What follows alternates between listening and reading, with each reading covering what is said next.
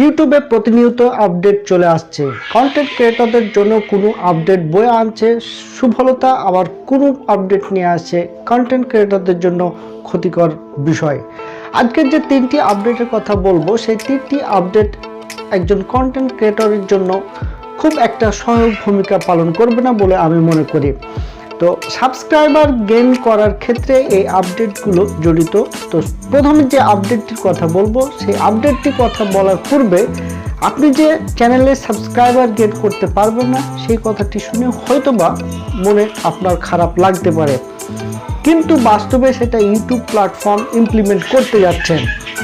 প্রথমে আমি যে আপডেটটির কথা বলবো সেটি হচ্ছে, আপনি যখন কোনো চ্যানেলের একটি ভিডিও ওয়াচ করতে থাকবেন এবং সেই ভিডিও ওয়াচ করার সাপেক্ষে কোনো কমেন্ট বা কোনো প্রশ্ন করে থাকবেন, তখন সেই কমেন্টের রিপ্লাই দেওয়ার জন্য একটি অপশন পাওয়া যাবে। এই অপশনে কন্টেন্ট ক্রিয়েটর একটি শর্ট ভিডিও তৈরি করে নিতে পারবেন। এই শর্ট ভিডিওর মাধ্যমেই কিন্তু আপনার সেই প্রশ্নের উত্তর দিয়ে দিবে এবং এই জন্য একটা পপ আপ বক্স আপনার সামনে উপস্থিত হবে।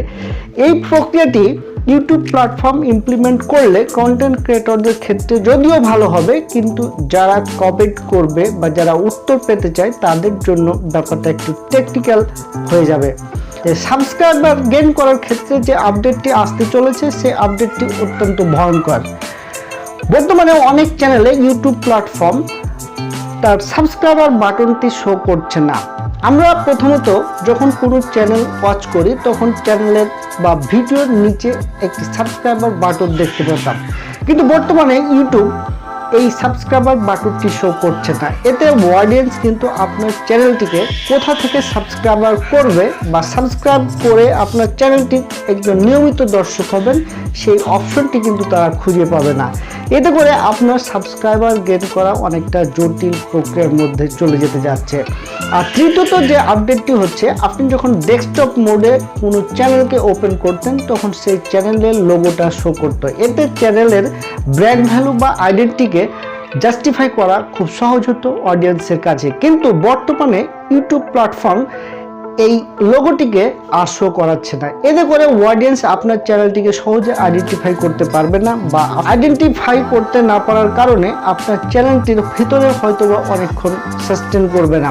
তিনটি আপডেট ইউটিউব প্ল্যাটফর্ম ট্রায়াল মোডে তারা ইমপ্লিমেন্ট করে দেখছেন, পরবর্তীতে হয়তোবা এটি আলটিমেটলি সত্যিকারই তারা ইমপ্লিমেন্ট করে বসবেন।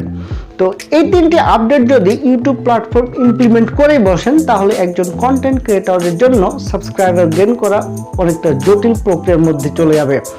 তো ভিডিওটি আজকের মতোই এখানেই শেষ করছি। যদি আমার এই ভিডিওগুলো আপনাদের ভালো লেগে থাকে, তাহলে আমার চ্যানেলের সাথে থাকুন এবং আমার চ্যানেলটিকে সাবস্ক্রাইব করে পাশের বেল আইকনটিকে প্রেস করে দেবেন আমার পরবর্তী ভিডিওর নোটিফিকেশনগুলো পাওয়ার জন্য।